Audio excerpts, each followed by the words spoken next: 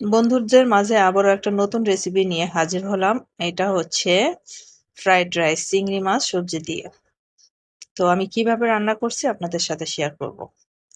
একদম ঝরঝরে সুন্দর ফ্রাইড রাইস।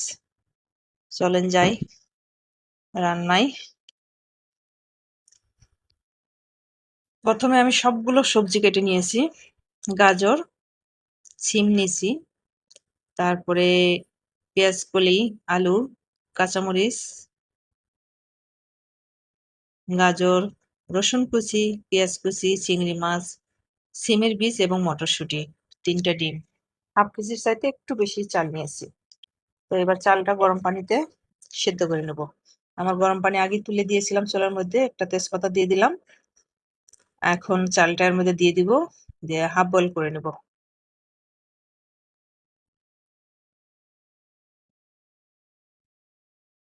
একদম সিদ্ধ করা যাবে না, কারণ একদম সিদ্ধ করলে পরবর্তীতে গলে যাবে, বেশি নরম হয়ে যাবে।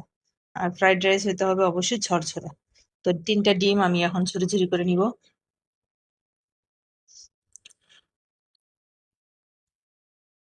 ডিম দিব, চিংড়ি মাছ দিব।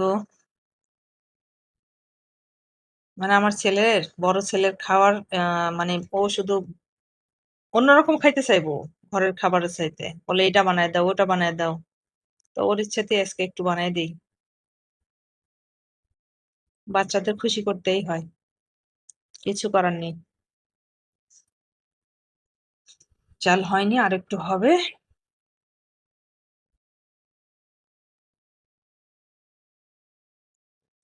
এখানে আমি পাতিলে তেল গরম হয়ে গেছে। এখন পেঁয়াজ ভাজবো, একে একে সবগুলো সবজি ভেজে নিব, মাছ ভেজে নিব। আমি তো রসুন কুচিটা দিয়ে দিব, কাঁচামরিচটাও দিয়ে দিব।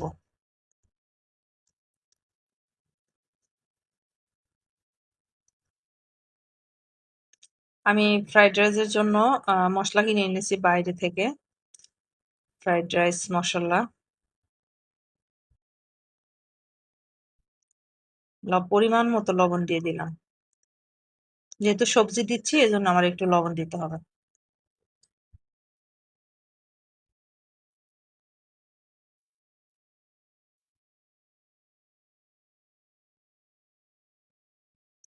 পেঁয়াজটা বেশি লাল করে ভাজবো না।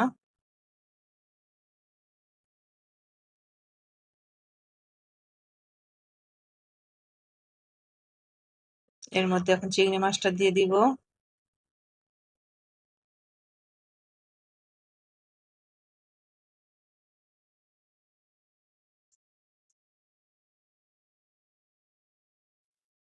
এটা নদীর চিংড়ি মাছ, এটা সাদা হয়ে থাকবে। এটা যদি দেশি চিংড়িগুলো হতো তাহলে ওটা লাল লাল হতো একটু।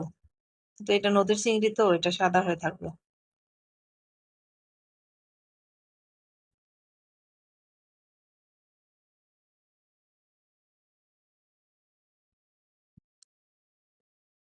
বাচ্চাদের জন্য যে কত কিছু করতে হয়।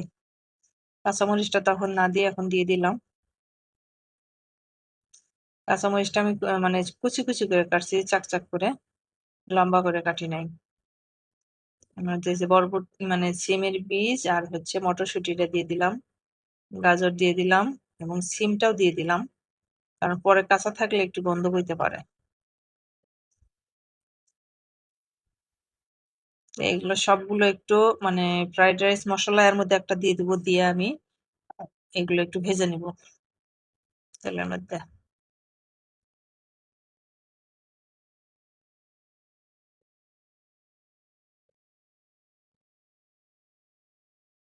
সুন্দর একটা কালার আসছে। এইদিকে আমি চালটা ঠান্ডা পানি দিয়ে ধুয়ে রেখে দিয়েছিলাম, এখন এটা আমি এর মধ্যে দিয়ে দিলাম।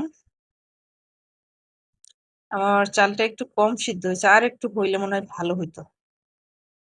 তো সমস্যা নেই, একটু চুলার উপরে কিছু সময় বসে রাখলে ঠিক হয়ে যাবে। ভালো করে নাড়াচাড়া করতে হবে।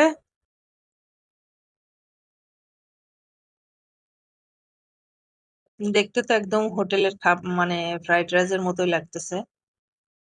মশলা দেওয়াতে ঘ্রাণটাও ভালো আসতেছে। সবজি মনে হচ্ছে কম হয়েছে, আর একটু দিলে ভালো হতো। তো মশলা দেওয়া হয়ে গেছে, ভাতের মধ্যে মশলা দিলাম, কিছু সময় আমি ডিম করে রেখে তারপর নেমে নেব আমার ফ্রাইড রাইস। তো সবাই ভালো থাকবেন।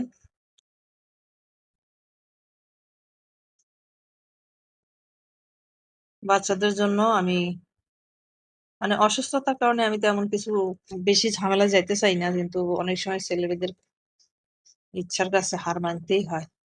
একটু লেবুর রস দিয়ে দিলাম আমি, একটা লেবু চিপে দিলাম। তা আমার রান্না প্রায় শেষ, মানে আমি কয়েক মিনিট একটু ঢেকে রেখে খাবারটা নেমে নেব। সবাই ভালো থাকবেন, সুস্থ থাকবেন, সবাই সবার পাশে থাকবেন, আমার পাশে একটু থাকবেন। আচ্ছা, ডিমটা দেওয়া হয়েছিল না, ডিমটা এখন দিয়ে দিলাম। এটা ডিমটা নাড়া দিয়ে কিছু সময় ঢেকে রাখবো। দেখেন, দেখে কি মনে হচ্ছে? হোটেলের মতো হয়েছে? রেস্টুরেন্টের মতো? ওনাদের মতো তো অত হবে না, তারপরও মাশাল্লাহ ভালোই হয়েছে। ভালো থাকবেন সবাই।